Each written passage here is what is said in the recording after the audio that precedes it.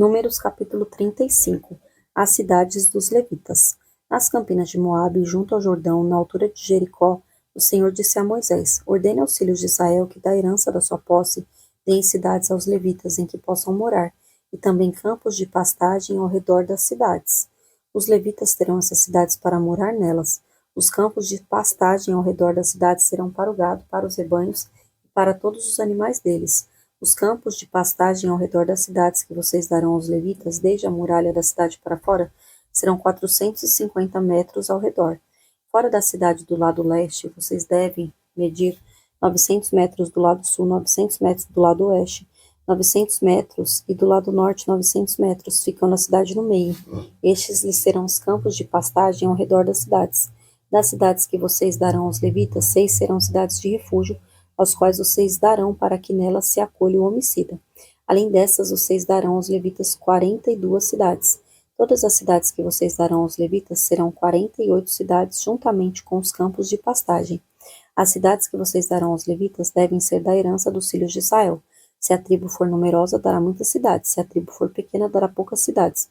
Cada tribo dará das suas cidades aos levitas na proporção da herança que lhe couber. 6 cidades de refúgio. O Senhor disse ainda a Moisés: Fale com os filhos de Israel e diga-lhes: Quando passarem o Jordão para entrar na terra de Canaã, escolham para vocês algumas cidades que lhes sirvam de refúgio, para que nelas se acolha o homicida que matar alguém involuntariamente. Nessas cidades o homicida poderá se refugiar no vingador do sangue, para que o homicida não morra antes de ser apresentado diante da congregação para julgamento. Essas cidades que vocês derem serão 6 cidades de refúgio para vocês. 3 dessas cidades devem ficar deste lado do Jordão, e 3 devem ficar na terra de Canaã. Serão cidades de refúgio. Essas 6 cidades serão de refúgio para os filhos de Israel e para o estrangeiro, e para o que se hospedar no meio deles, para que nelas se acolha aquele que matar alguém voluntariamente. Execução do homicida. Mas se alguém ferir uma pessoa com instrumento de ferro, e essa pessoa morrer, é homicida. O homicida será morto. Ou se alguém ferir uma pessoa com pedra na mão, que possa causar a morte, e esta pessoa morrer, é homicida. O homicida será morto. Ou se alguém ferir uma pessoa com um instrumento de pau que tiver na mão, que possa causar a morte, e esta pessoa morrer, é homicida. O homicida será morto. O vingador do sangue, ao encontrar o homicida, deverá matá-lo. Se alguém empurrar uma pessoa com ódio ou com má intenção lançar contra ela alguma coisa, e essa pessoa morrer, ou por inimizade a ferir com a mão, e essa pessoa vier a morrer, aquele que feriu essa pessoa será morto. É homicida. O vingador do sangue, ao encontrar o homicida, deverá matá-lo. Privilégios oferecidos pelas cidades de refúgio.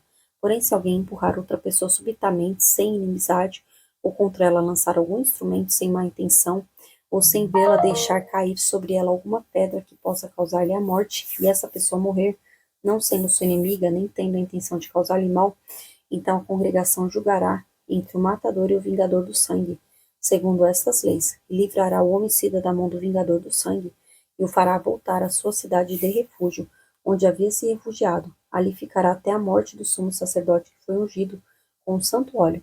Porém, se em determinado momento o homicida sair dos limites da sua cidade de refúgio, onde tinha se refugiado, e o vingador do sangue o encontrar fora dos limites dela, se o vingador do sangue matar o homicida, não será culpado do sangue, pois deve ficar na cidade de refúgio até a morte do sumo sacerdote.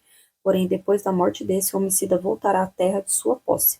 Essas coisas serão por estatuto de direito para vocês de geração em geração, onde quer que vocês morarem. Todo aquele que matar uma pessoa será morto conforme o depoimento das testemunhas.